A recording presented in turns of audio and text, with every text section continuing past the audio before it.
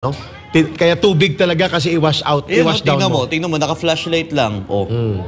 Nisprayan mo ng tear gas. Ayun, no? Ayun, pepper spray nga, Frank. Maliit eh. Yan, pepper spray. Ipakita din natin yung isa sa ating pepper spray. Administrator sana na tinir gas din ating administrator. Parang tear gas nga, Frank. Maliit na kanister na black eh. Yeah. Parang tear gas nga. Ganito na sila eh. So, kung ikaw po ay may asthma condition... Ito rin, ka-Eric. Ito siya. Si Sir Norian, ang Executive Director. Ayan po, ang Executive Secretary po namin yan, ha? Okay. Ganyan ginawa, tingnan yung mukhang yan. Police ba to? Inisprayan niya, babae, walang kalaban-laban. Pasimple, walang sumita. Kung ako si Tore, ganito ginawa ng isa sa akin tauhan. Really? Automatic, tanggalin talaga Tanggalin kita. Sa serbisyo. Walang benepisyo. Yan. Kundinahin pa kita together with all the Philippine National Police pinapaya mo yung buong kapulisan eh. Kasi command responsibility mo ito, General Torre. If you cannot discipline them, uulit-ulitin ng iba pa ang ganyang pananakit at pang-atake. Yan, kaya nga, sino pong anak ito? Pauwiin nyo po ito, paalisin sa pagkapulis, delikado po ito. Tanggalin nyo na po yan. Kunin nyo na po yan. Hindi pa na-identify, no? Wala pa siyang pangalan. Dapat pangalanan natin ito. Dapat ipakita ng Philippine National Police na kinokondina nila itong taong ito. At disiplinahin at kung kailangan papanagutin, it should be done. Yan ang tinatawag na accountable leadership. Nakikita ba yan sa Kingdom ngayon? Yung mukha na yan? Hindi sa dami nila, Frank, mahirap mo hanapin nila sa Kingdom, kayong kapulisan, tignan nyo yung katabi ninyo. Kung yan yung katabi ninyo, kondinahin ninyo yan. Kung meron kayong dignidad. Tama, dahil pinapahiya niya yung buong organisasyon ng Philippine National Police. Tama. Buruin yung taong yan. Ang pananagutan dito, mga kababayan, sa aming huling bahagi ng pagpapartner for this hour ni Brother Franco, kasi magkakaroon po kami ng substitution dito sa SMNI, almost 72 hours live coverage, continuing coverage, tuloy-tuloy po ito sa nangyayaring karahasan at panggagahasa ng Estado at gobyerno ni Marcos sa kalayaan at karapatan ng ating mga kapatid na mga Pilipino dyan sa loob ng Kingdom of Jesus Christ sa Davao. Gusto naming i-emphasize ito, mga kababayan. Ang pananagutan ng pagkakaroon ng kriminal na uri ng akto ng mga pulis, babalik pa rin kay Marcos. Sabi nga kanina ni Professor Malutikia, all this can stop. Isang tawag niya lang kay Marbil, stop it. Isang tawag niya lang kay Abalos, stop it. It's madness. Pero hindi niya ginagawa. Bakit?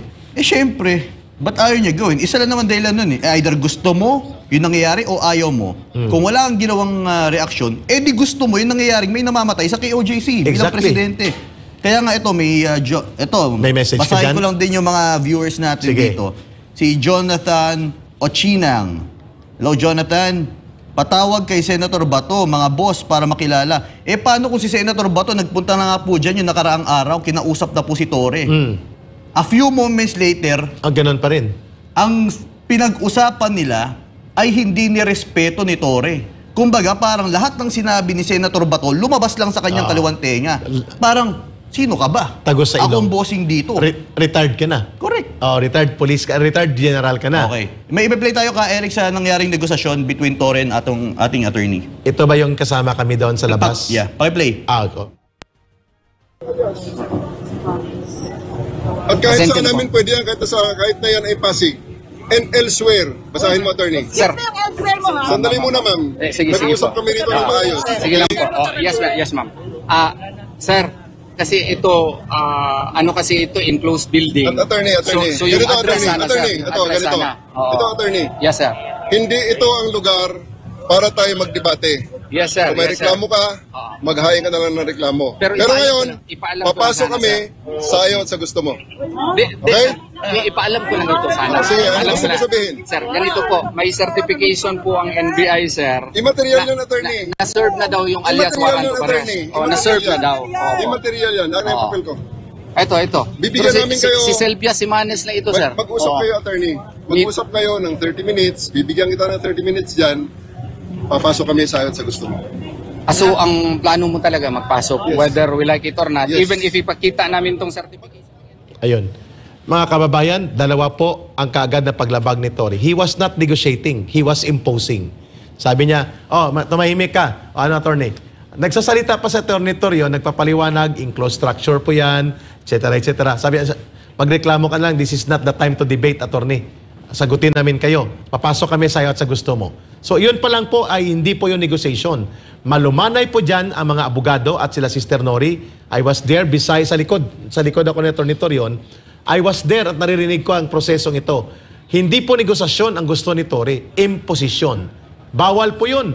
Sapagkat there must be coordination and dapat nagkakaroon po ng cooperation doon sa pribadong lugar na hindi ka sigurado na nandun ang subject mo. Idadaan mo yan sa proseso ng negosasyon, koordinasyon at cooperation. Wala po yun.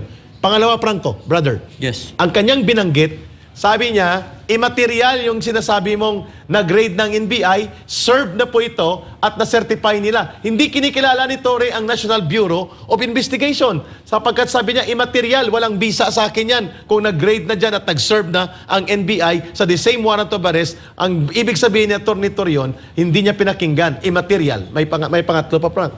Sinasabi ni Atty. Torion, sir, kasi nakalagay dito, si Manis lang. 30 minutes, papasok kami. Sa ayaw at sa gusto nyo.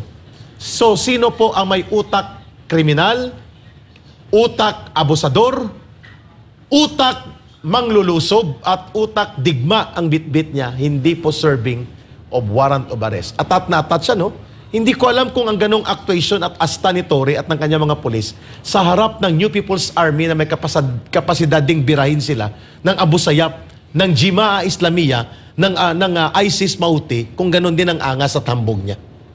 Kaya nga ka, Eric, gusto ko sabihin sa mga kapulisan natin dyan, hindi po si Torre ang magbibigay ng magandang buhay sa inyo.